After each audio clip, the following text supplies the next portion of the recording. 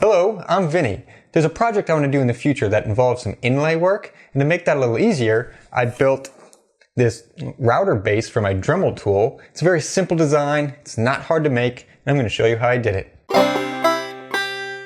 The router base was made from some pine dimensional lumber that was 3/4 of an inch thick and 3.5 inches wide, a piece of 2.4 millimeter thick polycarbonate, but acrylic or any clear stiff plastic would work, and some hardware that I'll talk about later.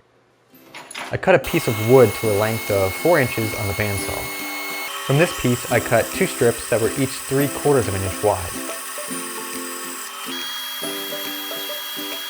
These will form the sides. The leftover piece was about 2 inches wide and it will form the top. Dremel tools have a collar that can be unscrewed from the neck. The threads on the neck are 3/4 of an inch wide with 12 teeth per inch. I couldn't find a nut to match that, but my Dremel came with a clear plastic attachment that I didn't think I'd ever use, so I sacrificed it for this project. This attachment has 2 tabs that can be popped open to separate all the parts.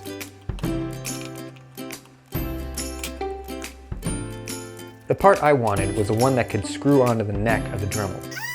This part has 4 little projections on its side that I sanded off with the Dremel. It was surprisingly satisfying to use a Dremel tool to modify a Dremel part. The threaded part has an outside diameter of 15/16 of an inch, and I don't have a drill bit to match, so I drilled a hole in the top wood piece with a 7/8 inch drill bit. And I also drilled 2 1/4 inch holes on either side. Then I sanded that big hole to fit the threaded part. I screwed the threaded part onto my Dremel and marked where the front of the tool was. I mixed up some 2-part quick setting epoxy and epoxied the threaded part into the top wood piece, making sure to align my mark with the front. I cut a piece of polycarbonate into a 4-inch square for the base of the router. Then drilled a 1-inch hole in the center. And cut a wedge out that was 2 inches wide at its base and connected with the hole at an angle. I drilled a 1/4 inch hole in the center of the 2 side pieces, then drilled a 5/8 inch countersink in each with a Forstner bit to fit a bolt head. Then I drilled a secondary countersink with a 5/16 inch bit to accommodate the little square part below the head of a carriage bolt.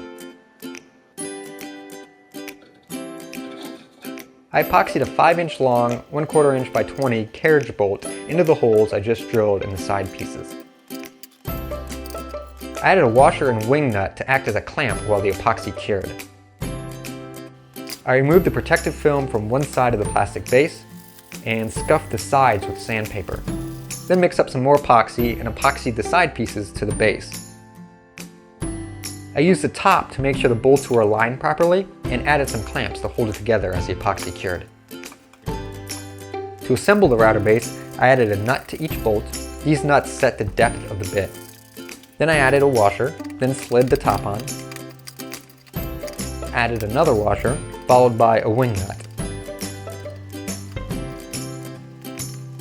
The wing nut locks everything in place. A Dremel tool can be screwed under the top, and the router base is ready to use. I've had a chance to play with this a little bit and it works well. I'm happy with it. I've made plans that you can download for free, link down below. If you'd like to upgrade this, you could add a piece of wood to the back with a hole for a shop vac, and that would really help cut down on dust. I did that on an earlier prototype and it works well, but for this video I wanted to keep the design as simple as possible.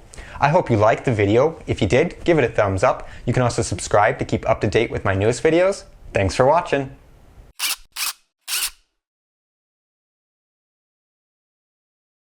I've played around with this a little bit and it works quite well. You could upgrade this. You could upgrade it by putting in... If you wanted to upgrade it, you could upgrade it by just adding another piece of wood in the back with a hole for a...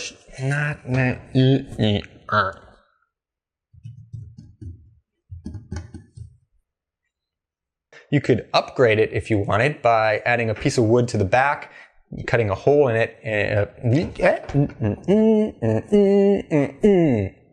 That was pretty good.